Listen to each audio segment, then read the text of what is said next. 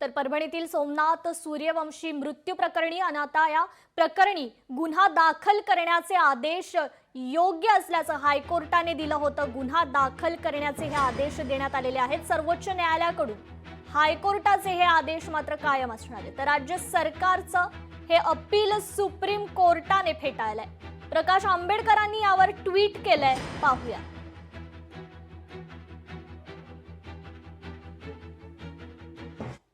महाराष्ट्र राज्य आणि इतर विरुद्ध विजयबाई वेंकट सूर्यवंशी या खटल्यात माननीय सर्वोच्च न्यायालयाने आमच्या बाजूने निकाल दिला आणि उच्च न्यायालयाचा आदेश कायम ठेवला, असं ट्विट प्रकाश आंबेडकर यांनी केलेलं आहे।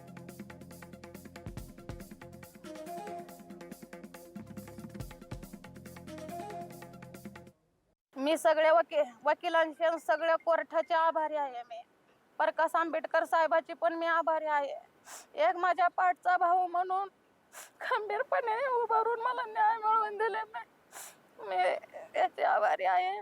या संविधानाला कधी कलंक लागणार नाही, महाराष्ट्राला कधी कलंक लागणार नाही। माझ्या सोमनाथाचं बलिदान आंबेडकर साहेबांनी वाया जाऊ दिले नाहीत। मी साहेबाचे आभारी आहे। आज पुढे कुणाहीच लेकराला अशी वेळ येऊ नये। आरोपीला लवकरात लवकर अटक करण्यात यावा। जे दोषी आहेत तर त्यांना कठोरात कठोर शिक्षा व्हावा, त्यांना फाशीची शिक्षा व्हायला पाहिजे, माझी ही मागणी आहे। लोकशाही मराठी ऐका, पहा, जागरूक रहा।